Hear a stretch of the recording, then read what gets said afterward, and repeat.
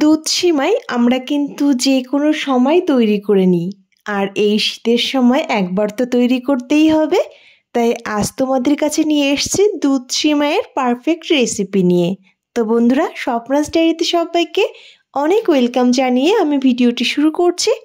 প্রথমেই নিয়ে নিয়েছি 1 প্যাকেট সিমাই, আর এই 1 প্যাকেটের পুরোটা আমি রান্না করব না, রান্না করছি অর্ধেকটা। আর এই 1 প্যাকেট সিমাইয়ের জন্য লাগে 1 কিলো দুধ। এটা একদমই পারফেক্ট। তো আমি যেহেতু এখানে অর্ধেকটা করব, তাই এখানে আমি অর্ধেক সিমাই কেটে আলাদা করে নিচ্ছি, আর সিমাইটাকে মাঝে আরও 1 ভাগ দিয়ে নিচ্ছি। এতে সিমাইগুলো একটু ছোট ছোট হয়ে যাবে, ভাজতে এবং রান্না করতে সুবিধা। আর অর্ধেক সিমাই কিন্তু খুব কম না, একদমই কিন্তু মোটামুটি ঠিকই আছে। তবে তোমাদের ইচ্ছা অনুযায়ী পরিমাপ করে রান্নাটা করতে পারো। 1 প্যাকেট সিমাইয়ের জন্য 1 কিলো দুধ হলেই যথেষ্ট। আমি এখানে যেহেতু হাফ প্যাকেট করছি, তাই এখানে আমি 500 গ্রাম দুধ নিয়ে নিয়েছি। দুধটা জাল হতে থাকুক, এদিকে আমি কড়াইটা বসিয়ে দিলাম আর দিয়ে দিচ্ছি 1 চামচ ঘি। ঘিটা গরম হয়ে গেলে কিছুটা কাজু কিশমিশ দিয়ে দিয়েছি। ঘিয়ের উপর কাজু আর কিশমিশটা লালচে রং ধরে ভেজে নেব। তো দেখো, ভালো করে ভেজে নিয়েছি। এবার তুলে একটা পাত্রে রেখে দিচ্ছি। এবার এই কড়াইতেই দিয়ে দিচ্ছি 1 টুকরো দারচিনি, একটা এলাচ আর লবঙ্গ। ভালো করে ভেজে নিয়ে দিয়ে দেব সেই হাফ প্যাকেট সিমাই, যেটা আমি টুকরো করে রেখেছিলাম। এবার আঁচটাকে কিন্তু অনবরত লোতে রেখে মাঝে মধ্যে নেড়ে চেড়ে সিমাইটাকে বেশ লালচে রং ধরে ভেজে নিতে হবে। একটু টাইম ধরে সিমাইটা বেশ ভালো করে ভেজে নিচ্ছি। তো দেখো, এখানে আমি 2-3 মিনিট ধরে বেশ ভালো করে ভেজে নিয়েছি।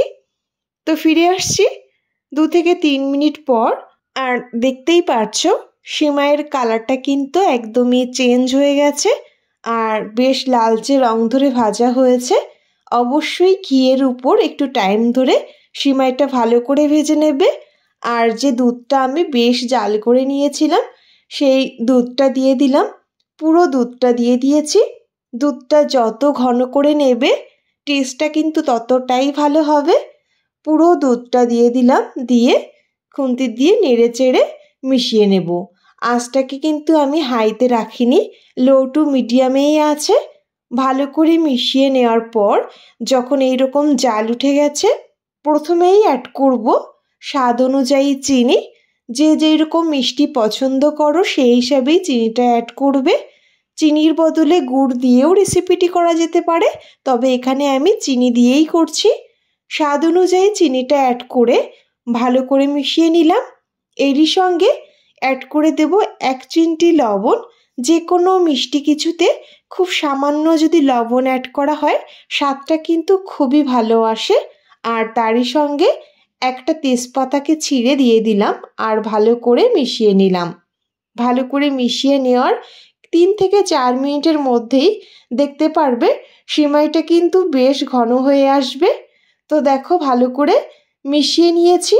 আর এই অবস্থায় কিন্তু বেশ হালকাই আছে, তবে খুব দ্রুতই ঘন হয়ে যায়।